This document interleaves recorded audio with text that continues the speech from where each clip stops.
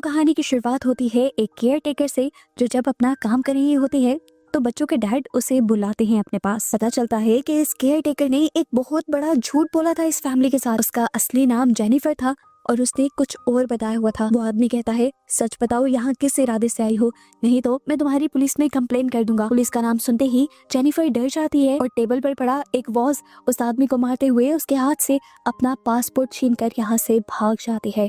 जिसके बाद scene cut होता है और हमें एक नए कैरेक्टर कोर्ट और उसके डैड को दिखाया जाता है। वो दोनों ट्रिप पर आए हुए हैं, लेकिन उसके बावजूद भी कोर्ट के डैड उसके साथ नहीं है, बल्कि कॉन्टिन्यूस अपने फोन पर हैं और ये चीज कोर्ट को बहुत ज्यादा डिस्टर्ब कर रही है। इसके बाद दोबारा सीन बदलता है और हमें एक नए कैरेक्टर डॉक्टर कूपर को दिखाया जाता है। वो इस टाइम आर्ट गैलरी में बहुत ही गौर से एक पेंटिंग को देख रहे थे जिसमें एक औरत का ऑपरेशन हो रहा था। ये देखते ही एकदम से उनको पास्ट के विजन आने लग जाते हैं और वो उदास हो जाते हैं। इसके बाद एक एक करके हमें मूवी के काफी सारे कैरेक्टर्स से मिलवाया जाता है और फिर कहानी दोबारा जेनिफर की तरफ आ जाती है। पुलिस से बचने के लिए वो अपना हुलिया होमलेस लोगों वाला बनाकर सड़क के किनारे रात गुजारती है और सुबह उसकी आंख खुलती है पुलिस की ही आवाज से। वो इतना घबरा गई थी कि फौरन यहाँ से भागना चाहती थी। सामने उसे एक बस दिखाई दी। वो उस बस में चढ़ने लगी तो कंडक्टर ने पूछा कि तुम्हारी टिकट कहाँ है। टिकट तो उसके पास थी नहीं। वो टिकट ढूंढने का नाटक करती है तो ड्राइवर उससे कहता है, कोई बात नहीं, बस के अंदर चली जाओ, अपनी बस में हमेशा मैं एक गुनाहगार की जगह रखता हूँ। जेनिफर को उसकी ये बात बहुत अजीब लगी थी, पर कंडक्टर हंसकर कहता है, अरे मजाक कर रहा हूँ। बस के अंदर हम देखते हैं कि जिन लोगों का पहले इंट्रोडक्शन करवा दिया गया था वो सब के सब इसी बस के अंदर बैठे हुए थे। टूर शुरू हो जाता है। बस ड्राइवर इन्हें एक कंट्री साइड पर लेकर जाता है जहाँ पर बहुत सारी विंड मिल्स थी। ऐसे ही एक बहुत बड़ी विंड मिल के पास के लोग रुकते हैं। सभी लोग यहाँ पर पिक्चर्स बना रहे थे। कोर्ट भी अपने डैड के साथ पिक्चर लेना चाहता था, पर अभी भी वो फोन पर बिजी थे, इसलिए वो उदास हो जाता है। सभी लोग एंजॉय करते हैं और उसके बाद बस में वापस आ जाते हैं। इसी टाइम पर जेनिफर की पॉकेट से उसकी मेडिसिन गिर जाती है और डॉक्टर कूपर इस मेडिसिन को उठाकर इस मेडिसिन को बहुत गौर से देखते हैं और फिर जेनिफर को देखते हैं और फिर चुपचाप ये मेडिसिन जेनिफर को वापस कर देते हैं। वापसी का सफर इनका शुरू हो जाता है और एकदम से जेनिफर की आंख लग जाती है। ख्वाब में वो दिखती है कि उसके डैड दोबारा उसे मार रहे थे। इस सबसे वो इतना ज्यादा डर गई कि चौंक कर उठी और उठते ही उसे और भी ज्यादा डरावनी चीज नजर आई। उसके डैड इसी बस के सामने खड़े थे। जल्दी से शोर मचाकर वो बस रुकवा देती है। खुद उसने बाहर जाकर चेक किया तो वहाँ पर कोई भी नहीं था। उसे लगा कि उसका वहम होगा, इसीलिए वो बस में आ गई। सफर दोबारा शुरू होना था, लेकिन अब बस को पता नहीं क्या हो गया था, वो स्टार्ट ही नहीं होती। ड्राइवर सभी पैसेंजर्स को रिलैक्स रहने का कहता है और खुद प्रॉब्लम चेक करने के लिए जाता है, लेकिन बज़ाहिर इस बस में कोई प्रॉब्लम नजर नहीं आ रही थी। लेकिन बस भी नहीं चल रही थी। वो कहता है कि अब हमें यहीं रुककर मदद का इंतजार करना होगा, लेकिन ये आइडिया काफी बकवास लग रहा था। कुछ लोगों को जरूरी वापस शहर पहुंचना था। वो लोग सोचते हैं कि क्यों ना वो खुद जाकर मदद बुला लें। तो बस ड्राइवर उनको बताता है कि करीब से करीब मदद पॉइंट भी तकरीबन 1 घंटे की दूरी पर है। 1 घंटा पैदल चलकर जाओ और 1 घंटा पैदल चलकर आओ। ये सुनकर जो इस आइडिया के लिए तैयार भी था वो भी रुक जाता है। जेनिफर कहती है, रात का वक्त है, हम यहाँ पर तो नहीं रुक सकते, चलो करीब की विंडमिल पर जाते हैं जो मैंने अभी रास्ते में ही देखी थी। लेकिन डॉक्टर कूपर और उनका एक साथी जब अपने पास मौजूद मैप चेक करते हैं तो उन्हें करीब कोई भी विंडमिल नहीं मार्क मिलती। जेनिफर कहती है, अच्छा ठीक है, मैं खुद ही वो जगह देख कर आती हूँ। यहाँ से एक लड़का भी उसके साथ चलने की ऑफर करता है और वो मान जाती है। जैक रास्ते में जेनिफर से बातें करता जा रहा था और उसे अपने बारे में बता रहा था। एकदम से उसकी नजर पड़ती है रास्ते में ही रखे हुए जूतों के एक पेयर पर। ये जूते नए थे और ब्रांडेड थे, हमेशा से इस लड़के को चाहिए थे। इसलिए जैसे ही वो इन जूतों को उठाता है तो यहाँ उसके सामने एक खौफनाक मंजर चलने लगता है जिसमें वो एक औरत को बुरी तरह से मार रहा था। उसके बाद यहाँ पर एक ना दिखने वाली चीज आ जाती है और ये चीज, ये एंटिटी एकदम से अपने अजीब से टूल से इस लड़के की टांगे काट देती है, जिसके बाद वो एंटिटी जैक का सर भी कुचल देती है। ये सारा नजारा देखकर जेनिफर इतना ज्यादा डर गई थी कि वो वापस बस की तरफ भागने लगी। सब लोगों के पास पहुंचते ही उसने सबको वो सब बताया जो उसने देखा था, लेकिन यहाँ पर कोई भी उसकी बात पर यकीन नहीं करता। डॉक्टर कूपर तो ये भी जोर देते हैं कि जरूर जेनिफर ने हेलुसिनेशंस देखे होंगे, क्योंकि मैंने अभी कुछ देर पहले उसकी मेडिसिन्स देखी हैं। वो हेलुसिनेशंस की मेडिसिन लेती है।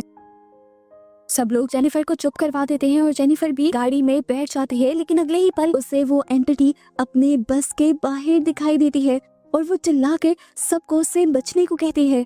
इस मर्तबा भी कोई भी जेनिफर की बातों पर यकीन नहीं करता, बस चलती रहती है और अचानक से फिर एक परिंदा दरख्त की विंडो से टकराता है। सब घबरा जाते हैं, बस आउट ऑफ कंट्रोल हो जाती है और जाकर पानी में गिर जाती है। सभी बहुत ज्यादा घबरा गए थे, इससे पहले कि बस पूरी तरह पानी में डूब जाती और ये लोग भी मर जाते।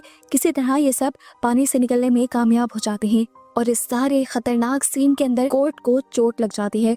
ये देखकर कोर्ट के डैड बहुत ज्यादा घबरा जाते हैं, क्योंकि कोर्ट को ऐसी बीमारी थी जिसकी वजह से उसकी चोटों में से खून नहीं रुकता था और एक चोट उसके लिए जानलेवा भी साबित हो सकती थी। इस टाइम पर सभी लोग करीबी विंड मिल पर ही वापस जाने का डिसाइड करते हैं, जहाँ पर पहले जेनिफर जाने को कह रही थी और ये लोग नहीं मान रहे थे, लेकिन अब जेनिफर उन्हें वार्न करती है कि प्लीज वहां मत जाना, वहां पर किलर है। लेकिन इस मर्तबा भी हमेशा की तरह सभी लोग जेनिफर की बातों को नजरअंदाज कर देते हैं। सब लोग पैदल चल रहे थे और तभी तकाशी नाम के एक लड़के को यहाँ जंगल में अपना डॉग नजर आ जाता है। उसका डॉग कैसे यहाँ पर हो सकता था जब वो उसे यहाँ लाया ही नहीं था। ये सोचे समझे बगैर वो उस डॉग का पीछा करने लग जाता है और एकदम से उसके आसपास की दुनिया ही बदल जाती है।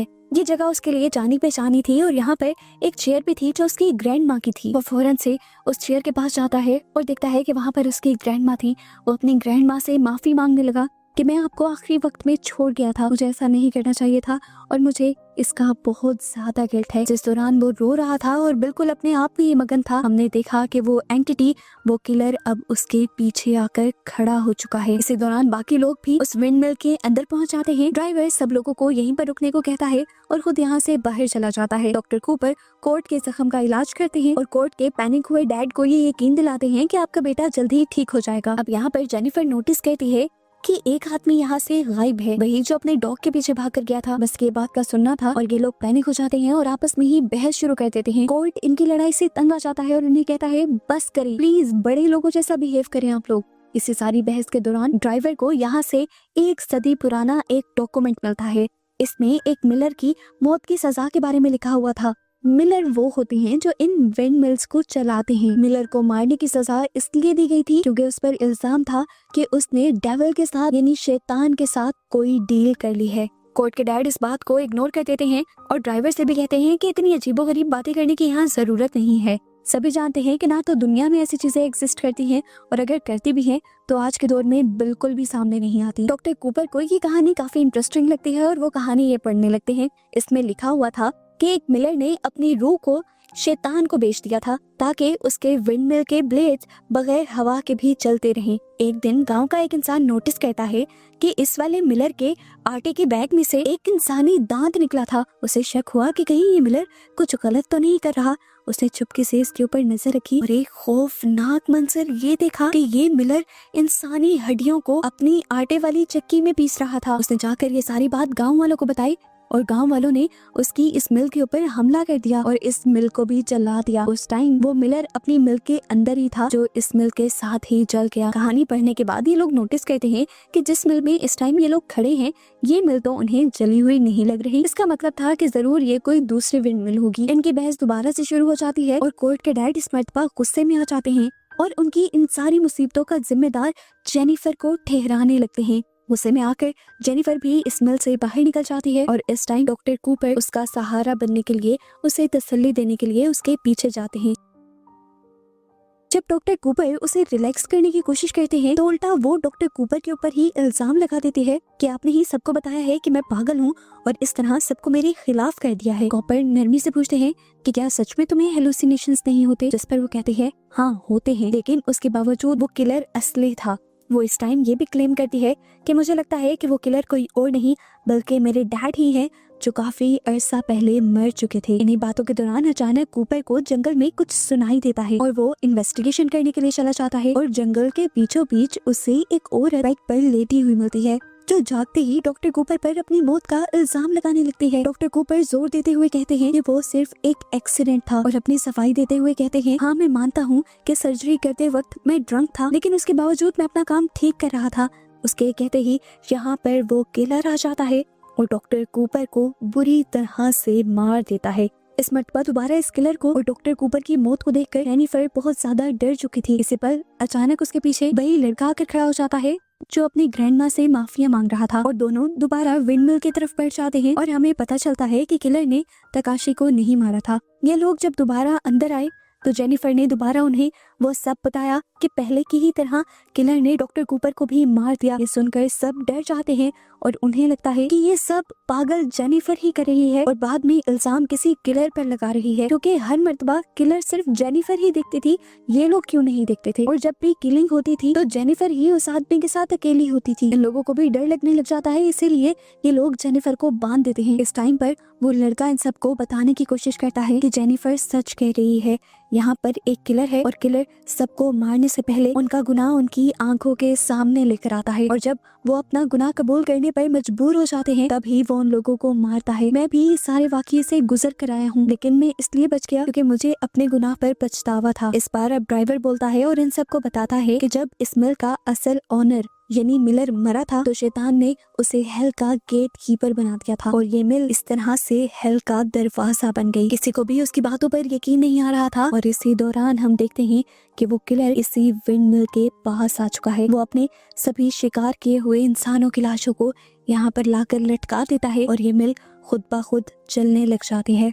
यहाँ विंडमिल के अंदर जेनिफर भी अपने पास्ट के बारे में ख्वाब देखती है। पास्ट में दिखाया जाता है कि वो अपने छोटे भाई को एक होम वैन से उठाकर बाहर लेकर आई और उसके बाद उसने उस होम वैन में आग लगा दी, जिसके अंदर उसके जालिम डैड थे जो हर टाइम उन दोनों पर बहुत ज्यादा जुल्म करते थे, उन्हें टॉर्चर करते थे। आग जलाने के बाद जेनिफर को लगा कि सब कुछ ठीक हो गया है, लेकिन तब तक बहुत देर हो चुकी थी क्योंकि उसे एहसास हुआ कि उसने अपने डैड के साथ साथ अपने भाई को भी मार दिया है, क्योंकि बाहर ठंड होने की वजह से उसका भाई दोबारा उस वैन के अंदर जाकर लेट गया था और इस तरह उसने एक बेकसूर का भी मर्डर कर दिया था। इधर दूसरी तरफ ग्रुप को दिखाया जाता है जो अभी विंडमिल के बाहर थे। कोर्ट के डैड सब लोगों से पूछते हैं कि हमें क्या करना चाहिए, तो ड्राइवर कहता है कि हमें उस मिल के अंदर वापस जाना चाहिए। कोर्ट के डैड को अभी भी जेनिफर से डर लग रहा था, इसलिए वो सबको पहले ही वार्न कर देता है कि जेनिफर से दूर रहना। इधर प्रेजेंट में दिखाया जाता है कि सभी लोग कंफ्यूज थे कि उन्हें क्या करना चाहिए। कोर्ट के डैड फैसला करते हैं कि वो ड्राइवर के साथ जाएंगे और मदद बुला कर लाएंगे।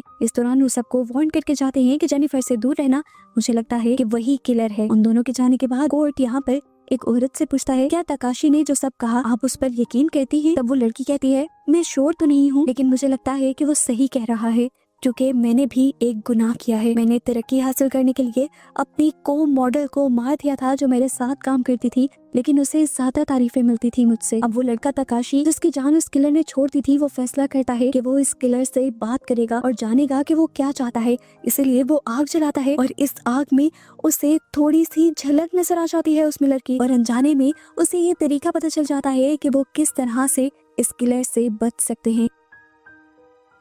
उसे लगा कि अगर वो इस विंडमिल को जला दें और हेल के इस दरवाजे को ही खत्म कर दें तो वो लोग इस मुसीबत से निकल पाएंगे। इधर अचानक एक मॉडल को बाहर से अजीब आवाजें सुनाई देती हैं। आवाजों का पीछा करते हुए वो जैसे ही बाहर जाती है तो हवा में बहुत सारे लैंटर्न्स लटके हुए थे बिना किसी सहारे के। वो देखती है कि यहाँ पर एक गड्ढा भी था जिसके अंदर बहुत सारा पानी था। वो बैठकर इस पानी में देखने लगी और इस पानी के अंदर उसे एक बहुत ही खौफनाक वियन नजर आया।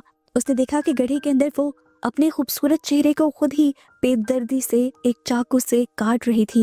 ये देखते ही वो डर गई और फिर अगले ही लम्हे उस गड्ढे में से एक हाथ निकला जिसने उसके मुंह को पकड़ते हुए इस पानी में खींच लिया और फिर डुबाकर मार दिया। इसी दौरान दिखाया जाता है कि ड्राइवर और कोर्ट के डैड एक दूसरी मिल के अंदर जाते हैं इन्वेस्टिगेशन करने के लिए कि यहाँ पर चल क्या रहा है, और कोर्ट के डैड उस मिल के अंदर बहुत सारी लाशों को देखकर डर जाते हैं और फौरन वापस आते हैं दूसरों को अलर्ट करने के लिए। सबसे पहले यहाँ पर वापस आकर वो अपने बेटे को जिंदा देखकर बहुत ज्यादा खुश होता है और फिर जेनिफर को आजाद करके उससे माफी मांगता है क्योंकि वो फजूल में उस पर शक कर रहा था। वो बताता है कि किलर सच में यहाँ पर है जो लोगों को मार रहा है और मार मार कर उसने सब लोगों की बॉडी मिल के अंदर लटकाई हुई है, लेकिन मैं ये नहीं मानता कि वो कोई और एंटिटी है। मुझे लगता है कि वो इंसान ही है और बस एक साइकोपैथ है। यहाँ तकाशी उससे कहता है नहीं, वो एक दूसरी एंटिटी ही है जिसका अक्स मैंने आग में भी देखा है और मैंने उसे खत्म करने का रास्ता भी निकाल लिया है। वो बताता है कि वो मिल जो हेल का गेटवे बना हुआ है, हम उसी को जलाकर राख कर देंगे और इन सारी चीजों से बाहर निकल आएंगे। इन सारी बातों के दौरान कोर्ट नोटिस कर रहा था कि उसके डैड बहुत ज्यादा बेचैन थे। वो उससे पूछता है कि क्या हुआ है, क्या आपने भी कोई गुनाह तो नहीं किया? आप क्यों हर टाइम अजीब अजीब हरकतें करते रहते हैं? अपने बेटे के मुंह से ये बातें सुनकर वो खुद भी डर जाते हैं। कोर्ट उनसे कहता है आप मुझे मेरा पासपोर्ट क्यों नहीं देते और मुझे मेरी मॉम से कांटेक्ट क्यों नहीं करने देते? मैं उनके पास क्यों नहीं जाऊंगा? कोर्ट के डैड और भी ज्यादा घबराने लगे थे और अब उनसे बर्दाश्त नहीं हो पाता और वो अब अपना राज भी उगल देते हैं। वो अपना गुनाह कन्फेस कर देते हैं कि उन्होंने अपनी वाइफ को मार दिया था। ये सुनकर सारे यहाँ पर सुन खड़े रह गए थे। कोर्ट को भी यकीन नहीं आ रहा था कि उसके डैड एक किलर हो सकते हैं। वो बताता है कि तुम्हारी मॉम ने मेरी जिंदगी बहुत मुश्किल बना दी थी, मैंने उसे डाइवोर्स भी दे दी और फिर वो तुम्हारी कस्टडी के लिए मुझे तंग करने लगी। मेरे पास कोई रास्ता नहीं बचा सिवाय उसे मारने के लिए। सारी सच्चाई सुनने के बाद कोर्ट रोते हुए इस जगह से भाग जाता है। जेनिफर फौरन उसके पीछे भागती है और उसे आखिर एक दरख्त के नीचे बैठा हुआ देख लेती है। कोर्ट के डैड भी उसे ढूंढने के लिए बाहर निकले थे। उन्हें तो काफी देर तक अपना बेटा नहीं मिलता और फिर जमीन पर पड़ा हुआ उसके बेटे का बैग मिलता है, जिसे निकाल कर वो देखता है कि बैग में उसके बेटे और उसकी मॉम की तस्वीर थी। तस्वीर में साफ नजर आ रहा था कि उसका बेटा उसकी मॉम से बहुत ज्यादा अटैच था। वो अपने ख्यालों में खोया हुआ था कि अचानक यहाँ पर मिलर आ गया, जो एकदम से एक रस्सी को उसके गले का फंदा बनाते हुए उसका दम खोदकर उसे मार देता है और आखिर में बहुत जज्बाती होकर वो उसके गर्दन को भी उसके जिस्म से अलग कर देता है। यहाँ हमें दिखाया जाता है कि बाकी सब लोग जल्दी से तेल ढूंढने की कोशिश कर रहे थे ताकि उस मिल को जलाया जा सके, लेकिन यहाँ पर इन्हें जब ऑयल नहीं मिलता तो तकाशी एक पाइप और कैन उठाकर बस से पेट्रोल निकालने का फैसला करता है। इससे पहले कि वो यहाँ से चला जाता, पीछे से ड्राइवर आता है और अचानक से उसकी कमर में एक चाकू स्टैब करते हुए उसे मार देता है। और यहाँ से हमें ड्राइवर का एक बहुत ही भयानक राज पता चलता है कि वो असल में मिलर का असिस्टेंट था, उसका साथी था। वही तो शहर से ऐसे सिनर्स को यानी गुनाहगारों को ढूंढकर लाता था, फिर उन्हें यहाँ पर फंसा देता था ताकि वो यहाँ से भाग ना पाए और मिलर उन्हें चुन चुन कर मार दे। यहाँ ड्राइवर अब घबराने की एक्टिंग करते हुए बाकी लोगों के पास वापस आता है और झूठ बोलता है कि तकाशी भाग गया है और मुझे वो अकेला छोड़ गया। वो इन सब लोगों से कहता है हमें अभी भी पेट्रोल को ढूंढना चाहिए ताकि हम उस मिल को जला सकें। अब बस 3 ही लोग तो बचे थे, ड्राइवर, जेनिफर और कोर्ट। वो तीनों बस की तरफ जाते हैं। जेनिफर बस के ऊपर चढ़कर अपनी बोतल के अंदर पेट्रोल भरती है और पेट्रोल लेने के बाद ये जल्दी से उसी मिल के पास वापस आ जाते हैं। इससे पहले कि ये लोग इस मिल को जला देते, ड्राइवर जेनिफर को वार्न करता है कि इस मिल को जलाने के बाद भी ये हल का गिल्ट वे खत्म नहीं होगा, क्योंकि गुनाहों की माफी इतनी आसानी से नहीं मिलती। वो ड्राइवर की बातों को इग्नोर करते हुए हर जगह पेट्रोल डालती है और आग लगाने के लिए पीछे मुड़ती ही है तो देखती है कि पीछे मिलर खड़ा था। जेनिफर मदद के लिए जोर जोर से चिल्ला चिल्ला कर उस ड्राइवर को बुला रही थी, लेकिन वो ड्राइवर तो खामोशी से खड़ा ये सारा नजारा एंजॉय कर रहा था। जेनिफर जब अपने आप को बचाने की कोशिश कर रही थी तो इस टाइम पर वो एक विजन देखती है कि उसके डैड का भूत उसके ऊपर हंस रहा है। उसे इतना ज्यादा गुस्सा आता है कि वो पास पड़ी एक लकड़ी उठाकर जोर जोर से उसे मारना शुरू कर देती है, लेकिन फिर एकदम से होश में आ जाती है। उसे पता चलता है कि जो उसने देखा था वो भी उसकी नजरों का धोखा था और वो अभी भी मिलर के ही कब्जे में थी।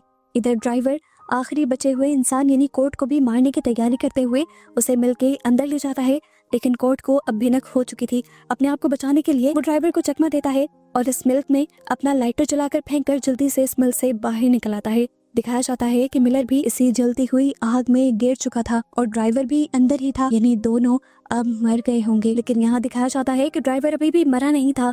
उसने दोबारा कोर्ट पर हमला किया और कोर्ट को बचाने के लिए जेनिफर उस जलती हुई मिल के अंदर चली गई और उसने बिना सोचे समझे ड्राइवर के गले पर हमला करके उसका गला काट दिया, जिसके बाद वो कोर्ट का हाथ पकड़कर जल्दी से इस जलती हुई मिल से बाहर निकल आती है और फाइनली ये लोग अपनी जान बचाने में कामयाब हो जाते हैं। इन दोनों की सांस में सांस आई थी। इन्हें ऐसा लग रहा था कि जैसे ये बस एक बुरा ख्वाब था जो खत्म हो गया। जिंदा बचकर ये दोनों मुस्कुराते हैं, लेकिन उनकी खुशी बस कुछ पल की ही थी, क्योंकि उस दहकती हुई आग में से एकदम से मिलर बाहर निकलता है और फिर जेनिफर को पकड़कर मार देता है और फिर उसकी लाश को जलती हुई मिल के अंदर ही ले जाता है, जिसके बाद वो पूरी मिल गिर जाती है और सीन कट होकर हमें अगली सुबह का सीन दिखाया जाता है। यहाँ पर सब कुछ दोबारा नॉर्मल हो चुका था। हम दोबारा ड्राइवर को जिंदा देख रहे थे, जो शहर में दोबारा वही बस लिए खड़ा था, जो बस पानी में डूब गई थी और जिसका बहुत बुरा हाल था। इस टाइम भी वो सिनर्स को ही ढूंढ रहा था ताकि मिलर उन्हें अपना शिकार बना ले। एक आदमी जिसके पास टिकट नहीं होती, ड्राइवर उसे भी बस में ये कहते हुए आने की इजाजत दे देता है कि एक सिनर के लिए मैं हमेशा जगह रखता हूँ। जेनिफर की तरह ही उसे भी बात समझ नहीं आती, तो ड्राइवर उसकी बात को मजाक में डाल देता है और हमें ये पता चलता है कि वो सारा सिलसिला जो हुआ था वो अब कभी नहीं रुकने वाला और ऐसे ही चलता रहेगा। और ऐसे ही अजीब सी एंडिंग के साथ ये मूवी यहाँ खत्म हो जाती है।